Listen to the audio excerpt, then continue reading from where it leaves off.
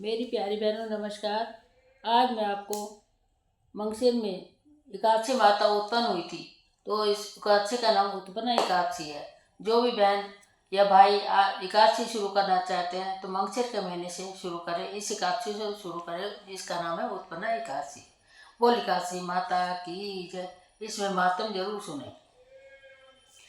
श्री सूत जी महाराज शौनक आदि 28,000 ऋषियों से बोले, हे महर्षियों, एक वर्ष के अंदर 12 महीने होते हैं और एक महीने में 2 एकादशी होती है, सो एक वर्ष में 24 एकादशी होती है।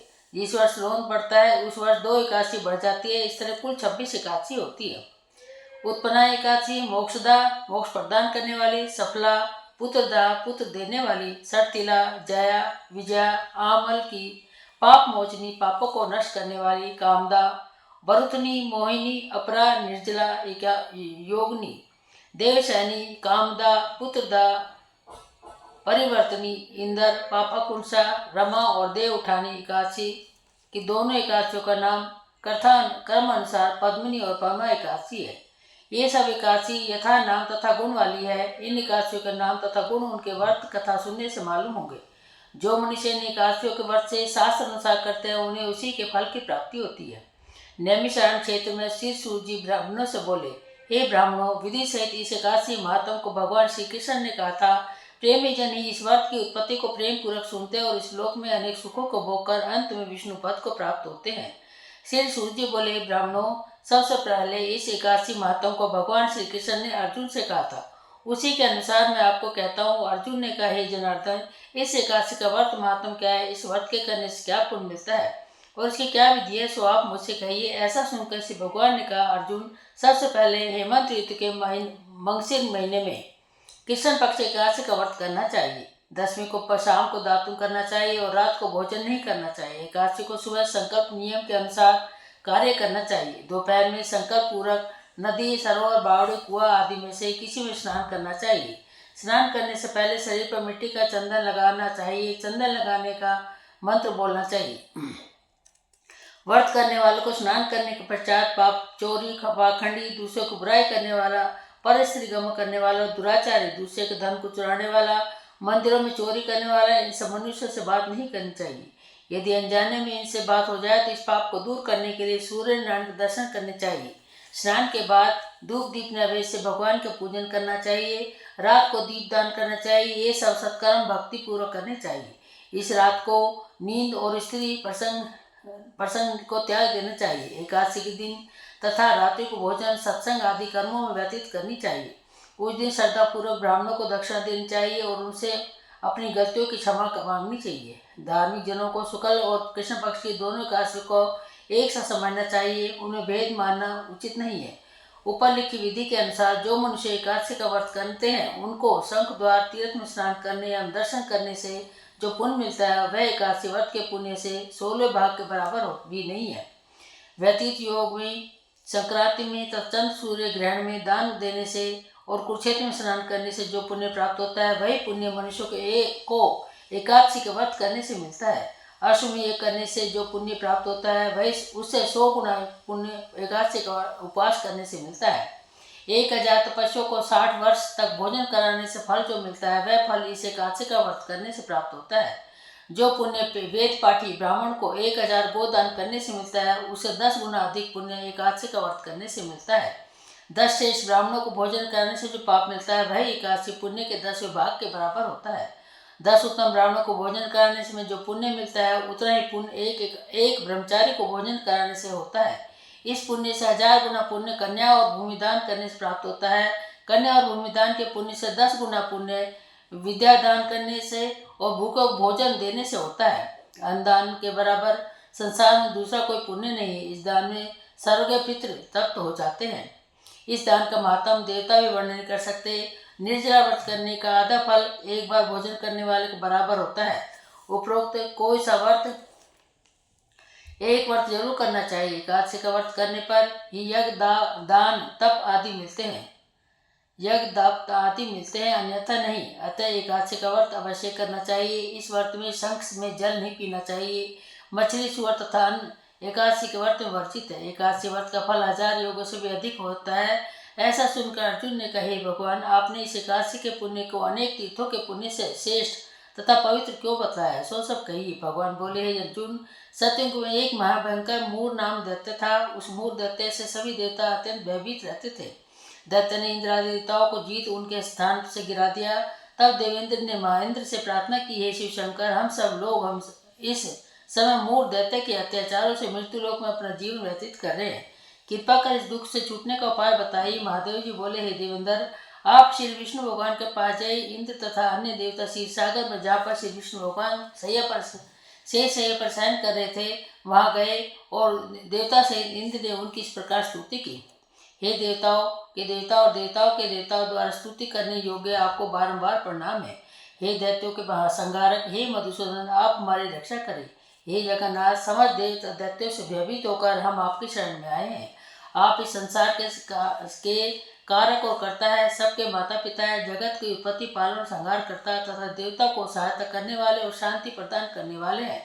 आकाश पाताल आप ही, तीनों लोकों को उत्पन्न करने वाले, ब्रह्मा सूर्य चंद्र अग्नि हवन समरण मंत्र यजमान यज्ञ कर्म कर्ता भोक्ता आदि आप ही है। हे देव, शरण में आए हुए कि आप रक्षा करने वाले हैं। इस समय दैत्यों ने हमें स्वर्ग से निकाल दिया है। अब आप हमारी रक्षा कीजिए। देवताओं द्वारा कर्ण को वाणी को सुनकर श्री भगवान बोले, हे देवताओं, वह कौन सा दैत्य है जिसने देवताओं को जीत लिया? कहाँ रहता है तथा उसका क्या बल है? यह सब मुझसे कहो। भगवान के वचनों को सुनकर इंद्र बोला, हे भगवान, प्राचीन समय में नाड़ी जंग नाम का एक दैत्य था। उस दैत्य की ब्रह्म वंश से उत्पत्ति हुई। उस दैत्य के लड़के का नाम मोर है। वह अपनी राजधानी चंद्रावती में, जिसने अपने बल से समस्त विश्व को जीत लिया, उस देवताओं को देवलोक से निकालकर इंद्र अग्नि यम वरुण चंद्र सूर्य बनकर पृथ्वी को तपाता है, मेघ बनकर जल को वर्षा करता है। अतः आप उस दैत्य को मारकर देवताओं को जीत कराओ।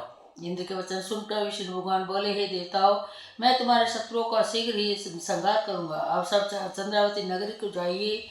इस प्रकार भगवान विष्णु देवताओं से कहकर उनके पीछे पीछे चंद्रावती नगरी को चल दिए। उस समय मोर अनेक दैत्यों के साथ युद्ध भूमि में गरज रहा था। युद्ध होने पर असंख्य दानव अनेक असत्य को धारण कर देवता से युद्ध करने लगे, परंतु देवता दानों के आगे एक क्षण भी न ठहर सके। तब भगवान ने भी युद्ध भूमि में आ गए। भगवान विष्णु को देखा तो उन सब शस्त्रों का प्रहार करने लगे। भगवान भी चक्र और गदा से उनके शस्त्रों का नष्ट करने लगे। इस युद्ध में अनेकों दानव दैत्य सदा के लिए सो गए, परंतु दैत्यों का राजा मूर भगवान के साथ निश्चल भाव से युद्ध करता रहा। भगवान विष्णु मूर को मारने के लिए जिन जिन शस्त्रों का प्रयोग करते थे, वे सब उसके तेज से नष्ट होकर उस पर पुष्पों के समान गिरने लगे। वे आपस में मल युद्ध करने लगे, परंतु उस दैत्य को जीत न सके। अंत में भगवान विष्णु शांत होकर विश्राम करने की इच्छा से बद्री का आश्रम गए। उस समय 48 कोस लंबी एक द्वार वाली हेमवती नाम की गुफा में शयन करने के लिए भगवान घुसे। हे अर्जुन, अतः मैंने उस गुफा में शयन किया। वह दैत्य भी वहां आ गया, मुझको शयन करता देख मारने को तैयार हो गया। उसी समय मेरी देह से एक अत्यंत सुंदर कन्या दिव्य अस्त्र धारण करके उत्पन्न हुई और दैत्य के सामने आकर युद्ध करने लगी। वह दैत्य इस कन्या का लगातार युद्ध करता रहा। कुछ समय बीतने पर इस कन्या ने क्रोध में आकर उस दैत्य के अस्त्रों को टुकड़े कर दिया, रथ तोड़ दिया। तब वह दैत्य महान क्रोध करके उससे मल युद्ध करने लगा। उस कन्या ने उसको धक्का मारकर मूर्छित कर दिया। जब वह दैत्य मूर्छा से जगा तो कन्या ने उसका सिर पर काटकर यमपुर को पहुंचा दिया।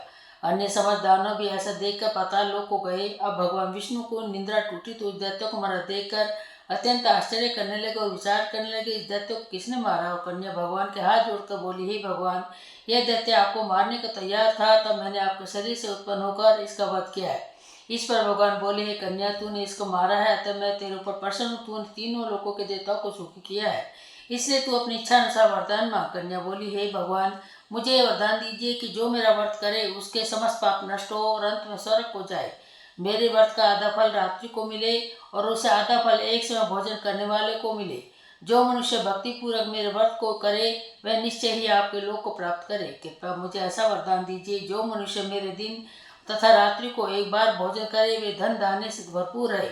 इस पर भगवान विष्णु उस कन्या से बोले, हे कल्याणी, ऐसा ही होगा। मेरे और तेरे भक्त एक ही होंगे और अंत में संसार प्रसिद्धि होकर मेरे लोक को प्राप्त करेंगे। हे कन्या, एकादशी को पैदा होने से तेरा नाम भी एकादशी हुआ। जो मनुष्य तेरे इस दिन व्रत करेंगे उसके समस्त पाप नष्ट हो जाएंगे और अंत में मुक्ति को प्राप्त करेंगे। तू मेरे लिए अब तीज, आठवें, नौवीं और 14 से भी अधिक प्रिय है। मेरे व्रत का फल सब तीर्थों के फल से महान होगा। मेरा कथन सत्य है। ऐसे कहकर भगवान उस स्थान पर अंतर ध्यान हो गए। एकादशी में भगवान के उत्तम वचनों को सुनकर अत्यंत प्रसन्न हुई। हे अर्जुन, सब तीर्थों, दानों, व्रतों के फल से एकादशी व्रत का फल सबसे श्रेष्ठ है। मैं एकादशी व्रत करने वाले मनुष्यों के शत्रुओं को, विघ्नों को नष्ट कर देता हूँ और उन्हें मोक्ष दिलाता हूँ। अर्जुन, यह मैंने तुमसे एकादशी की उत्पत्ति के बारे में बतलाया है। एकादशी पापों को नष्ट करने वाली और सिद्धि को देने वाली है। उत्तम मनुष्यों को दोनों पक्षों के एकादशियों का समान समझना चाहिए। उनमें भेदभाव न मानना उचित नहीं है। जो पुरुष विष्णु भक्त है उनका धन्य है। जो मनुष्य एकादशी महात्म को श्रवण पठन करते हैं उनको अवश्य अश्वमेध यज्ञ का फल मिलता है। जो मनुष्य भक्तिपूर्वक कथा सुनते हैं विष्णु लोक को जाते हैं और करोड़ों वर्षों तक उनकी उस जगह पूजा होती है। जो एकादशी महात्म के चौथाई भाग को सुनते हैं उनके ब्रह्म हत्या आदि के महान पाप नष्ट हो जाते हैं। विष्णु धर्म के समान संसार में कोई दूसरा धर्म नहीं है और एकादशी व्रत के बराबर कोई भी दूसरा व्रत नहीं है। बोल एकादशी माता की जय।